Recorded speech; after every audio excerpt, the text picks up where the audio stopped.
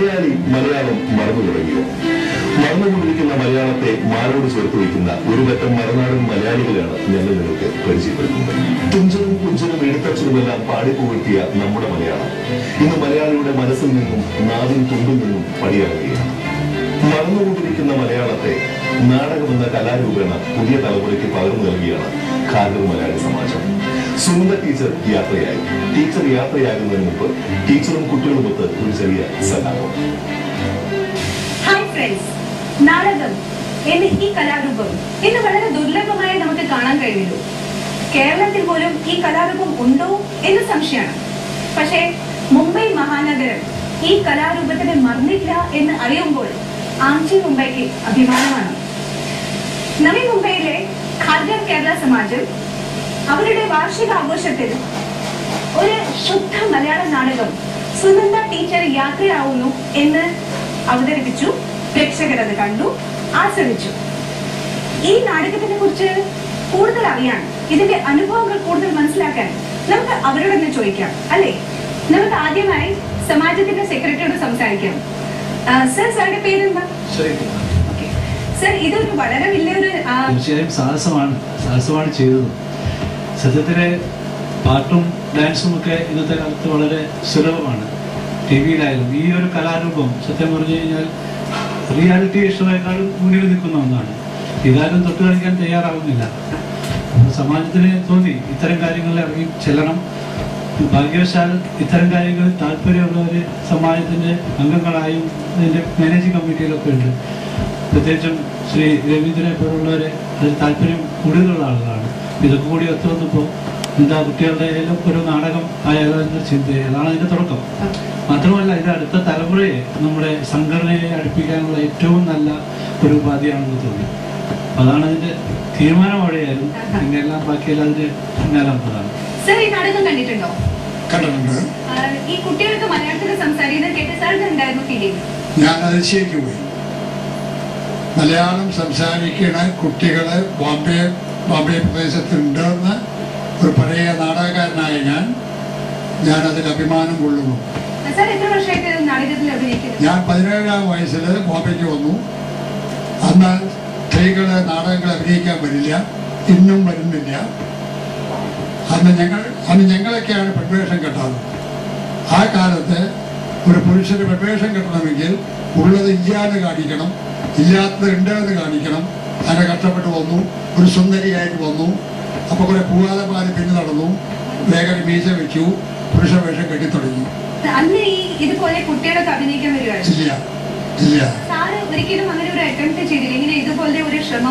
ഇല്ല, അതുകൊണ്ടാണ് ഞാൻ നമ്മുടെ സുഹൃത്ത് രവിക്ക് നാടകം കണ്ടിട്ട് ഈ കുട്ടികൾക്ക് അവർക്കൊരു പാരിതോഷികമായിട്ടൊരു സംഖ്യ കയ്യിൽ കൊടുത്തത് കാർഗ സമാജത്തിൽ. അവൻ ഞങ്ങളെ നാടകങ്ങൾ അവതരിപ്പിക്കുന്ന സമയത്ത് ഇങ്ങനത്തെ കുഞ്ഞു കുട്ടികൾ മുന്നോട്ട് വന്നിട്ടില്ല എന്ന് വരുന്നു. ഇന്ന് അവരുടെ മാതാപിതാക്കന്മാരെ ഞാൻ അഭിനന്ദിക്കുന്നു. കുട്ടികളെ നാടകത്തിൽ അഭിനയിക്കുന്ന നാടകം ഒരു ജീവിതമാണ്.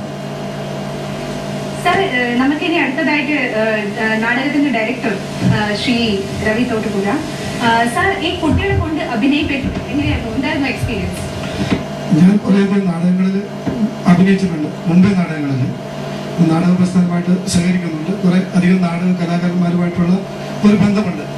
അപ്പോൾ ഈ നാടക കല എന്ന് പറയുന്നത് ഇപ്പോൾ അന്യം നിന്ന് പോകുന്ന ഒരു കല പോലെയാണ് എനിക്ക് തോന്നിയിട്ടുള്ളത്. കഴിഞ്ഞ 50 വർഷത്തിലേറെയായ മുംബൈ നാടക ചരിത്രത്തിൽ ആദ്യമായിട്ടാണ് കുട്ടികൾ ഇങ്ങനെയൊരു നാടകം അവതരിപ്പിക്കുന്നത്. ഈ നാടകം മുംബൈയിലെ സാംസ്കാരിക മേഖലകളിൽ ചലനങ്ങൾ സൃഷ്ടിച്ചിട്ടുണ്ട്. മലയാളം പറയിപ്പിക്കൽ, കുട്ടികളെ കൊണ്ട് മലയാളം പറയിപ്പിക്കൽ ബുദ്ധിമുട്ടായിരുന്നോ? ബുദ്ധിമുട്ടാണെന്ന് വെച്ചാൽ ബുദ്ധിമുട്ടാണ്. പക്ഷേ നമ്മൾ പരിശ്രമിച്ച വിജയിക്കാത്ത മറ്റൊരു കാര്യമില്ലാന്ന് ഈ നാടകത്തിലൂടെ എനിക്ക് തെളിയിക്കാൻ കഴിച്ചിട്ടുണ്ട്. ഈ കുട്ടികൾ കുറെ വേദികൾ ഇനി കയറി കഴിഞ്ഞു. ഇനിയും നാടകം ഇതുപോലത്തെ നാടകം അവതരിപ്പിക്കണം എന്ന് സാറിന് ആഗ്രഹമുണ്ടോ? തീർച്ചയായിട്ടും അവതരിപ്പിക്കണം. ഒരു നാടകം അവതരിപ്പിക്കാൻ ഉപരിയായിട്ട് ഈ മുംബൈയിലെ 4ാം തലമുറപ്പെട്ട കുട്ടികളെ മലയാള ഭാഷയോടും നമ്മുടെ സംസ്കാരത്തോടും അടുപ്പിക്കാനുള്ള ഒരു ഉത്തേജകമായിട്ടാണ് ഞാൻ ഈ നാടകത്തെ കാണുന്നത്. സാറ് ഇത് പ്രൊഫഷനാണോ അതോ പാഷനാണോ? ഇത് പ്രൊഫഷനല്ല. ഇത് എനിക്ക് ഇതിനോടുള്ള കലയോടുള്ള നാടകത്തിനോടുള്ള സ്നേഹമാണ് എനിക്ക് ഇങ്ങനെയൊരു സാഹചര്യത്തിന് മുതിരാൻ പ്രേരിപ്പിച്ചത്. നിങ്ങളൊക്കെ ഫസ്റ്റ് ടൈം ആണോ സ്റ്റേജിൽ കയറുന്നത്?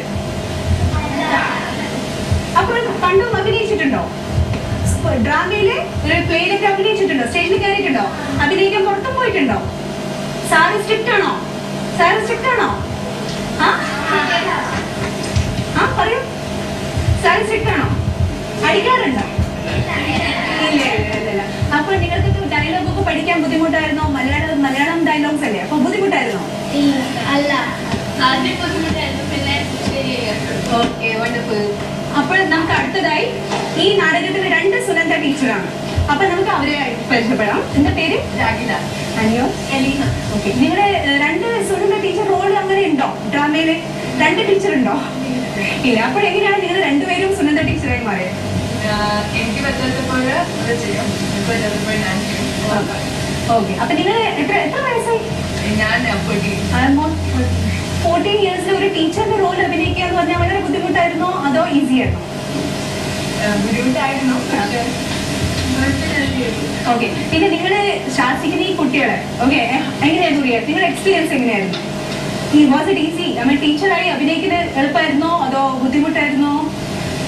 ബുദ്ധിമുട്ടായിരുന്നു, പക്ഷേ രസമായിരുന്നു. ഓക്കെ, ആ അതിലെ ഡയലോഗ് പറയുമ്പോൾ നിങ്ങൾ ആ ഇമോഷൻ എങ്ങനെയായിരുന്നു കൊണ്ടുവരാറ്? വീട്ടിൽ പോയിട്ട് അമ്മയും അച്ഛനോട് ഡയലോഗ് പറയാറുണ്ടോ? എന്നിട്ട് പിന്നെ ചീത്ത കേട്ടാറുണ്ടോ? പഠിക്കണേന്ന് പറഞ്ഞാൽ ചീത്ത കേട്ടാറുണ്ടോ? ഇല്ല. ഓക്കെ, ഒരു സ്റ്റേജിൽ കഴിഞ്ഞു കഴിഞ്ഞപ്പോൾ 2 പേര് വന്നിട്ട് മോളോട് പറഞ്ഞു, അവള് സുനന്ദ ടീച്ചറിന്റെ റോൾ ചെയ്യുന്ന ഞങ്ങളും ടീച്ചർമാരാ, ഞങ്ങളുടെ കണ്ണ് നിറഞ്ഞു പോയി എന്നൊക്കെ പറഞ്ഞു. അത് നമുക്ക് ഭയങ്കര ഒരു ഫീലിംഗ് ആയിരുന്നു. മോന്റെ റോൾ ഉണ്ടാവും ഡ്രാമയില്? ഓക്കെ, മോന്റെ മുഖം കണ്ടിട്ട് ഒരു വളരെ നോട്ടി ലുക്ക് ഉണ്ട്. അപ്പൊ മോൻ ആ ഡ്രാമയില് നോട്ടി റോളാണോ അതോ പാവം റോളാണോ? അല്ല, സ്റ്റാർട്ടിങ് വെരി നോട്ടിയാ. പിന്നെ പതുക്കെ സുനന്ദ ടീച്ചർ വന്ന് അവരെ ശരിയാക്കിയല്ലേ? അടിച്ചിട്ടാണോ ശരിയാക്കിയത് അതോ അടിച്ചിട്ടും പിന്നെ എത്ര ടീച്ചേഴ്സിനെ ആ സ്കൂളിൽ ഓടിച്ചു മോൻ? ആരില്ല.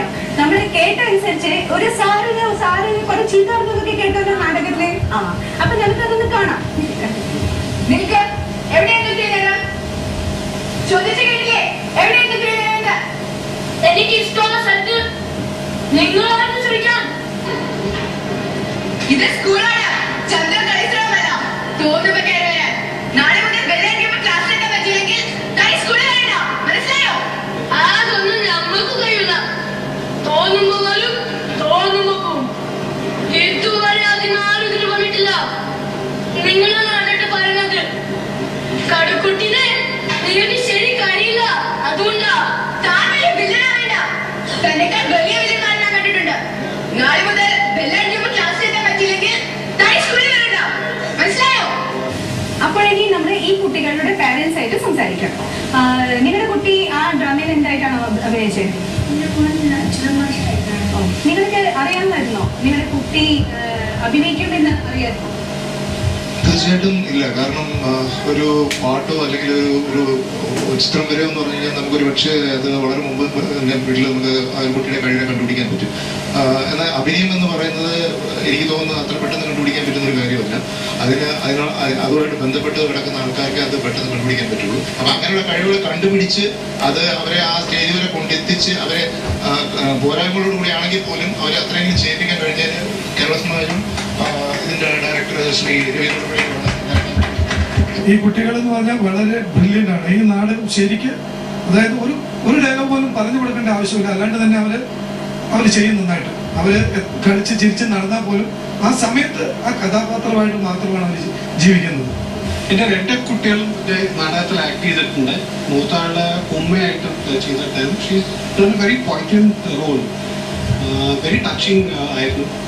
സുനിൽ, ഒരുപക്ഷെ നോക്കിക്കഴിഞ്ഞാൽ കേരളത്തിൽ തന്നെ പാരന്റ്സ് കുട്ടികളെ വിടാത്തൊരവസ്ഥയാണ്. അല്ലെങ്കിൽ ആ നാടകത്തിലേക്കും സിനിമയിലേക്കും വരുന്നത് മോശം നല്ല ഒരു കൺസെപ്റ്റിൽ ലോകം ഉള്ള സമയത്ത് പോലും നിങ്ങൾ ഇതിലേക്ക് മുന്നിട്ടിറങ്ങി എന്നുള്ളത് നമ്മൾ വളരെയധികം സമാജത്തിന്റെ ഒരു അഭിനന്ദനം താങ്കൾ അറിയുകയാണ്.